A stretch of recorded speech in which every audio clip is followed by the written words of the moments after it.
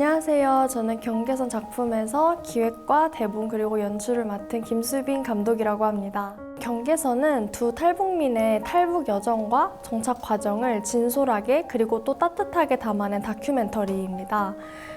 카페 사장인 김주찬 씨와 대학생인 김현정 씨가 각자의 자리에서 정착해 나가는 과정을 담은 다큐멘터리인데요. 좀 사람들에게 탈북민에 대한 편견을 부수고 가까이 다가가는 그런 내용의 다큐멘터리라고 생각해 주시면 될 것 같습니다.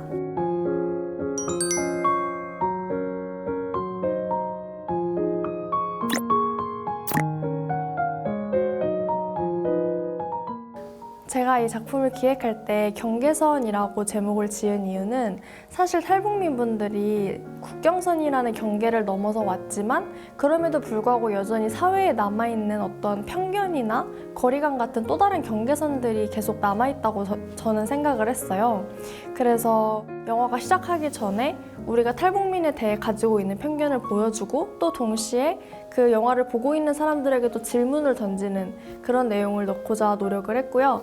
또 영화가 진행되는 내내 상징성을 많이 살리려고 노력을 했는데 인류가 잘 섞이지 않는 그런 모습이라든지 아니면은 강과 육지의 부딪힘이라든지 운동장의 실제 경계선이라든지 이런 경계선을 상징적으로 보여줄 수 있는 장면들을 많이 찾아서 활용을 하려고 했던 것 같아요.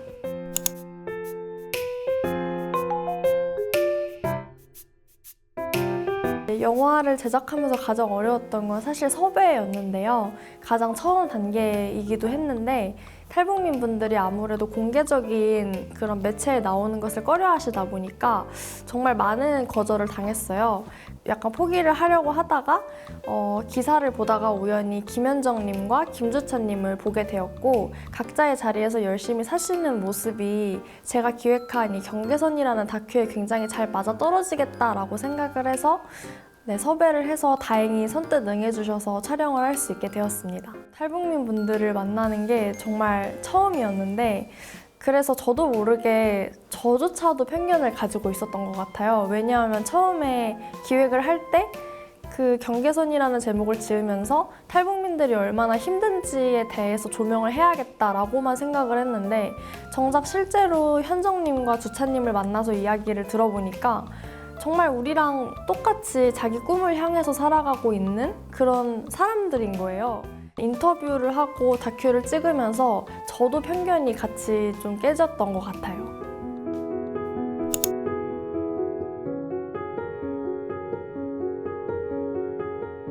가장 기억에 남는 순간은 김현정 씨의 인터뷰를 할 때였는데요. 김현정 씨의 어머니께서 다시 탈북 과정에서 북송이 되고 김현정 씨만 한국으로 넘어왔던 그런 과정을 이야기를 해주실 순간이 있었는데 그때 그 이야기를 들으면서 김현정 씨는 담담하게 얘기를 하셨지만 그 순간 같이 이렇게 눈물을 터뜨리면서 좀 공감을 했었던 순간이 있었어요. 우리에게 진솔하게 자신의 상처를 얘기를 해주셨으니까 이 이야기를 정말 잘 담아내야겠다. 그리고 이 상처가 조금 덧나지 않도록 최대한 조심스럽게 우리가 영화에 잘 녹여내야겠다라는 책임감이 드는 그런 순간이었습니다.